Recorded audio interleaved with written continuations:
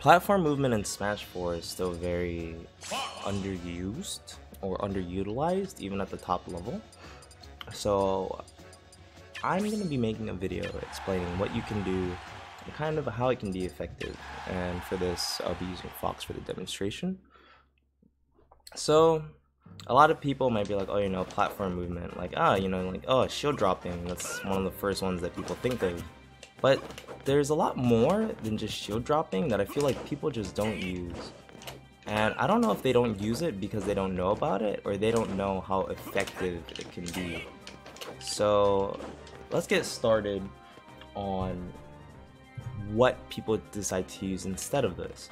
Now, one of the problems with platforms is if you use a move on a platform and you try to buffer falling through it, your character will kind of just do this weird crouch.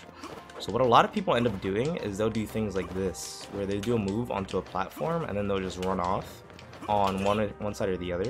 And the problem with this is it makes it really telegraphs where your character is going to land. You're either going to land to the right of the platform or to the left of the platform, you know.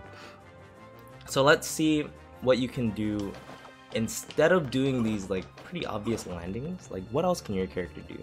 So first off, there's shield dropping. Now, shield dropping, whether you use it offensively, defensively, or simply for movement, is super useful because your character is not only shielding, so you can shield and then do it afterwards, but you find a way to land that's not to the right of the platform or to the left of the platform. You can land anywhere under the platform, so it's like, it's so much easier to gauge where you're landing if you only know how to run off the platform. Like, if somebody only runs off and you sit right here shielding, they can't do anything. There's like no options that they have. However, if they land right here and they just shield drop backwards over here, like, you're just in neutral. You know how good that is? Now, the hardest thing about shield dropping, of course, is the execution barrier. It's something that you really have to grind out.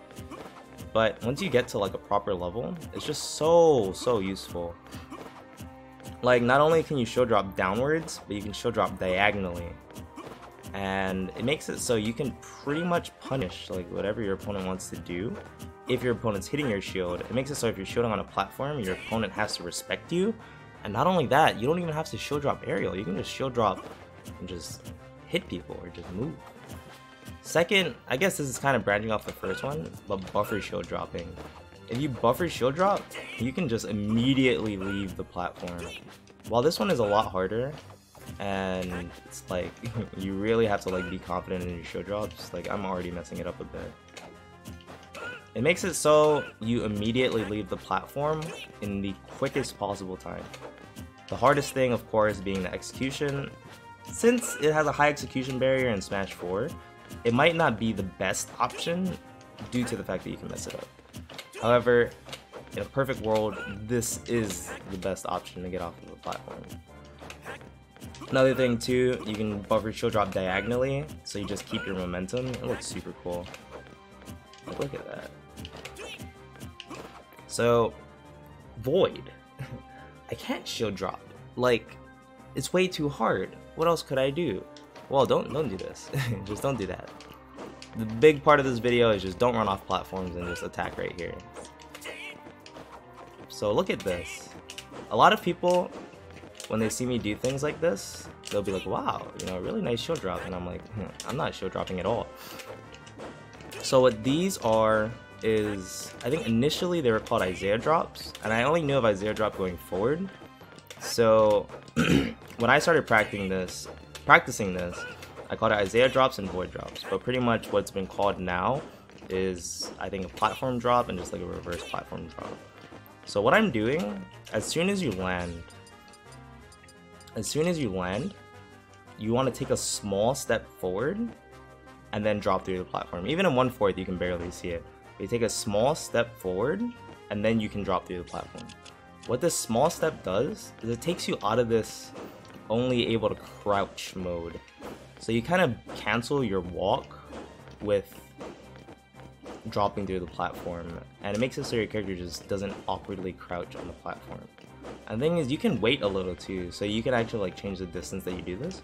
But as you can see, this is way more consistent than the buffer shield drops, especially in Smash 4, just because the execution is just so much easier. All you do is you land, you tilt your stick a little to the right and then you drop through, or a little to the left and then you drop through. And this already, like, it makes it so your character just, you have so much more avenues to drop through a platform. Just knowing like how to do that, you can drop anywhere on a platform, whether you're facing forward or backwards. And I think that's actually amazing. It's really surprising I don't see more people using this. And this is the last thing that I'll touch up on, which is essentially a perfect pivot platform drop. I want to say a platform drop, it's just a perfect pivot fall through platform. And the thing about this one is it gives you way too much mobility just on the platform. So whenever you land, you can actually just like juke people way too hard. However, the problem with this is you have to know how to perfect pivot crouch. This is a movement option that you see used by people with Beto a lot, but I actually learned how to do this from Cyro. He's a Falco Cloud Pillator from SoCal, where you use your pointer finger to do the crouch and you just do the perfect pivot. So if you do that on a platform, you can do like approaching back airs. Let me see if I can get it. You can do approaching back airs on people with like any character. So you might see like a DK using this or like a Fox using this. The only con is the easier way to do this is with Beto. Without Beto, it becomes a lot more of a hassle, but it's still something you can practice. So let's go over the 4 things. There's shield dropping, buffer shield dropping, the platform drops, whether it be forward or backwards, and then the perfect pivot drop through platforms. Let's just call it like a perfect pivot drop through. If you can actually use all 4 of these, Lilat and Battlefield become way more of like a broken tool, because you can actually just move. And you're not restricted by the fact that you can only run off of platforms in order to get off of them, because you can just drop through the platform whenever you want. Even if your move has lag, you just have to wait a little bit, wait for your lag to run out, and then you can do it. Thanks everyone for watching. Also thanks everyone who helped me hit the subscriber goal to make this video. If you like content like this, let me know. If you want to see other things like this, just let me know either in the comments below or at my stream, twitch.tv/VoiD. And I'll see you guys at the next video. Take care.